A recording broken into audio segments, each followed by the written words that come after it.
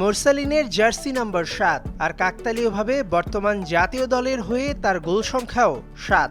বিশেষ করে ২০২৫ সালের ১৮ নভেম্বর ভারতের বিপক্ষে তার করা একমাত্র গোলটি ছিল বাংলাদেশের ফুটবল ইতিহাসের অন্যতম স্মরণীয় মুহূর্ত, যা ২২ বছর পর ভারত বধের উপাখ্যান রচনা করে।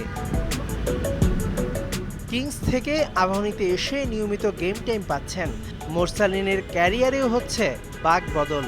ঢাকায় দুটি সেশনে মূল অনুশীলনে যোগ দিতে পারেননি কুচকির ইনজুরিতে, তবে ভিয়েতনাম ও সিঙ্গাপুর ম্যাচে খেলতে বাধা নেই। ঝুঁকি এড়াতে ভিয়েতনামের বিপক্ষে ম্যাচে সাইড বেঞ্চেও তাকে বসিয়ে রাখতে পারেন হেড কোচ কাবরেরা। দেশ ছাড়ার আগে যমুনা টেলিভিশনকে জানিয়ে গেলেন, গেল কয়েক মাস ধরেই এই দুই দলকে হারানোর স্বপ্ন বুনছেন। সবশেষ অন্তত 23 এএফসি চ্যাম্পিয়নশিপে কিন্তু এই সিঙ্গাপুরের বিপক্ষে আপনি একটা গোল করেছিলেন, ৪-১ গোলে বাংলাদেশ ম্যাচটা জিতেছিল। এবারও কি আসলে সিঙ্গাপুরকে হারানো সম্ভব কিনা? না, আমরা সবাই কনফিডেন্ট, আমরা আশাবাদী। মূল ফোকাস হচ্ছে জিততে হবে। গোল কে করলো এটা আমি মনে করি এটা আমাদের কারো কাছেই ম্যাটার না।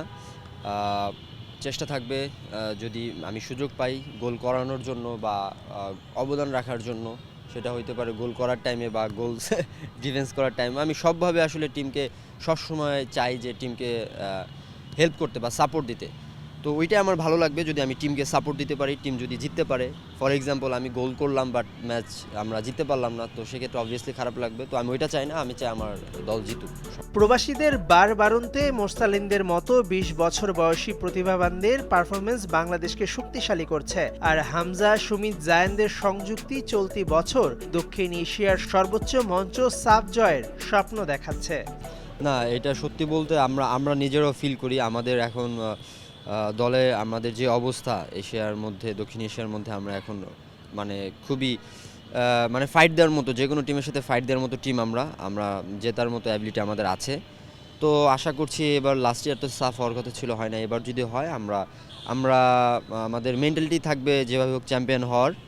আর আমরা খুবই এক্সাইটেড সাফ হওয়া নিয়ে যদি এবছর হয় ইনশাআল্লাহ। ২৬ মার্চ বাংলাদেশ থেকে ফিফা র্যাঙ্কিংয়ে ৭৭ ধাপ এগিয়ে থাকা ভিয়েতনামের বিপক্ষে ম্যাচটা প্রমাণ করে লাল সবুজের বিপক্ষে বড় দলগুলো এখন খেলতে চায়। আমি বিএফএফকে থ্যাঙ্কস জানাইতে চাই যে আমাদের একটা সিঙ্গাপুরের সাথে ম্যাচের আগে আমরা এরকম ভালো একটি টিমের সাথে আমরা ফ্রেন্ডলি ম্যাচ খেলতে পারবো। এটা হবে কি, আমরা প্লেয়াররা যারা আছি আমরা আমাদের নিজেদের অবস্থান বুঝতে পারবো।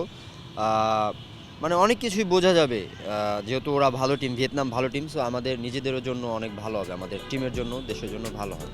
সিঙ্গাপুরের ম্যাচ এশিয়ান কাপ বাছাইয়ে নিয়ম রক্ষার হলেও সেটা র্যাঙ্কিংয়ে প্রভাব ফেলবে। তাই বড় দলের বিপক্ষে জয় পেয়ে আত্মবিশ্বাস বাড়াতে চায় টিম বাংলাদেশ। যদিও আমরা রেস থেকে সিটকে গেছি, বাট আমাদের একটা সুযোগ আছে। আমাদের সবার নিজেকে কি বলে এটা প্রমাণ করা বা অ্যাজ এ দল হিসেবে যে আমরা ভালো। তো মানুষজন এটা কোনোভাবেই যদি আমরা ম্যাচটা জিততে পারি, তাহলে হবে কি নেক্সট ম্যাচটা সবাই ভাববে যে আগের ম্যাচ যেটা ছিল এটা একটা অ্যাক্সিডেন্ট ছিল। বেস্ট অফ লাক, দেখা হবে। মেহেদী নাইম, যমুনা স্পোর্টস, ঢাকা। না জিতলে ফুটবল চাঙ্গা হবে না।